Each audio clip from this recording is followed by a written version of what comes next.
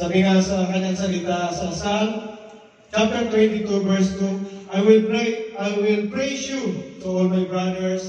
I will stand up before the congregation and testify the wonderful things you have done. Amen? Yan po, sino po ayan po, praise God, ang ating pastora. Tiklad, happy birthday. Praise God sa buhay mga Tiklad. Palagpakan natin natin, Panginoon, sa buhay ni Pastora Tiklad. Happy birthday. Praise God. Kasi,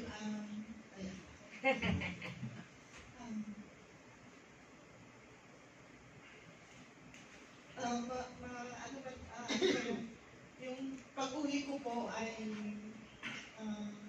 masakit, emergency. Kasi ang akala namin yung father namin ang mawawala. So, yung nanay ko pala, naunang nawala. So, hindi ko namin bakit siya ang nauna. But tayong mananampalataya, maintindihan natin na may ang Panginoon, may timetable ang Panginoon bawat isa sa atin. So parang ang hirap i-question para sa atin, pero yung mga hindi mananampalataya, bakit lahat nagkaroon din sila na, bakit nauna si ma'am? Ang alam namin may sakit si sir. Ganon. So hindi ko natin masukat kung ano yung plano ng Panginoon sa bawat isa sa atin. So, ang ano doon, yung kahandaan kung saan tayo pupunta after death. So, praise God naman, maganda po yung celebration po ng mother ko. Okay po yung lahat po ng maayos naman po lahat. So, ang tatay ko lang po ngayon, kailangan niya ng comfort kasi siya yung may sakit.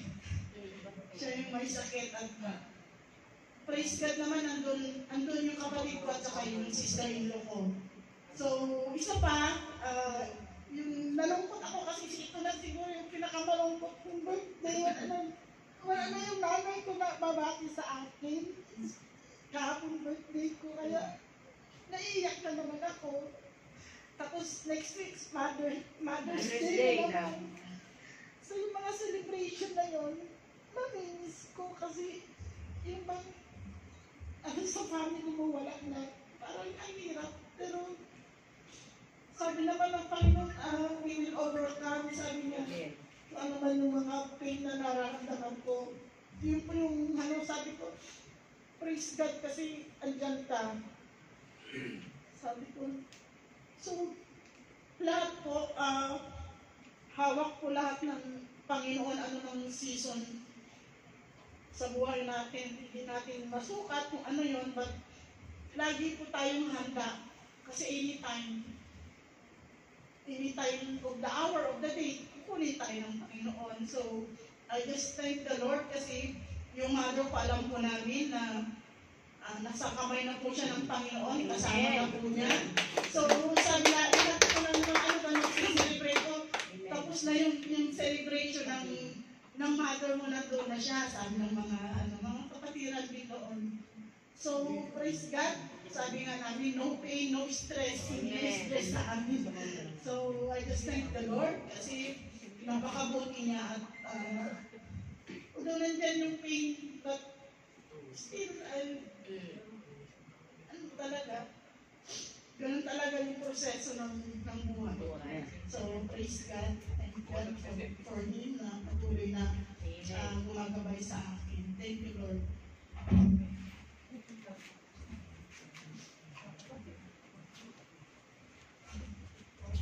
So, ayun.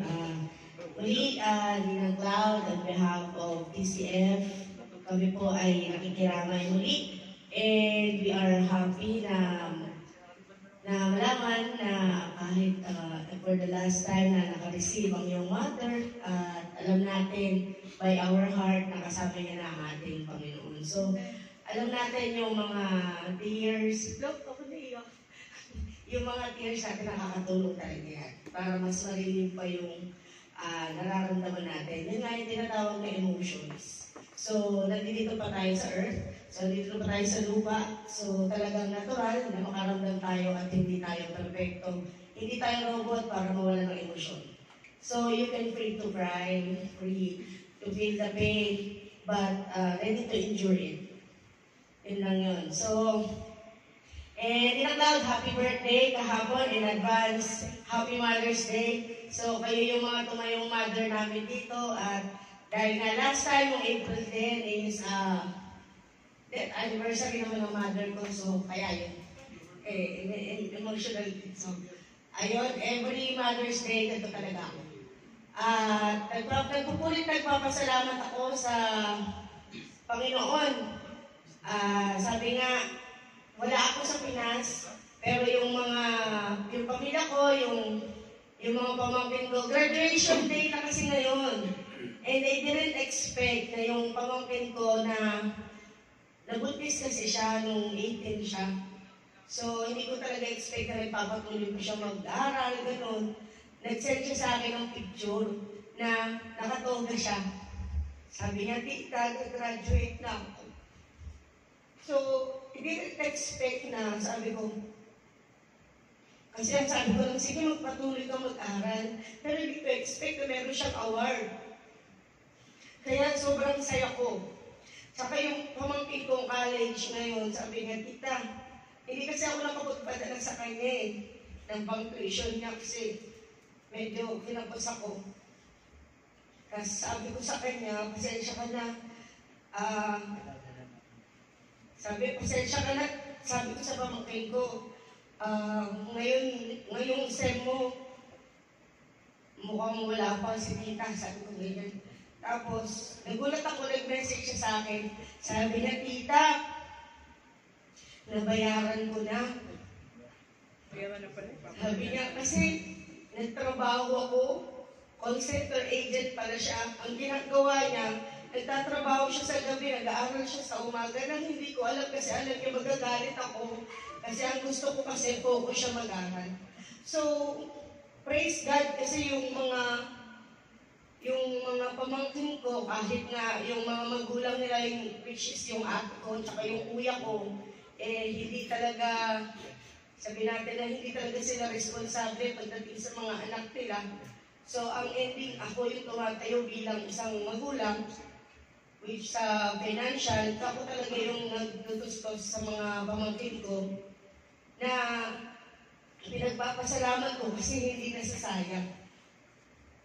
Yung isa may award, yung pamangkin kong isa magbibigay ng grade sa akin, lahat uno.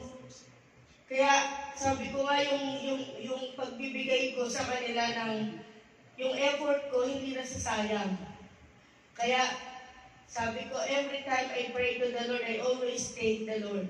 Every day, para sa kanila, sa mga pamangkin ko, na mas matutunan nila na before, uma-attend sila sa atin Kaya lang, dahil nga meron silang mga pasok, medyo sa schedule. So, ayun, I'm grateful at patuloy ako nagpapasalamat sa Panginoon na yung guidance niya, yung pagiging generous niya sa buhay ng bawat isa ay patuloy niyang binibigay sa bawat isa. Kaya maraming salamat sa Panginoon. At sa health ng father ko, so far, so good, okay naman siya. So, ayun, maraming salamat sa Diyos lang makapurihan.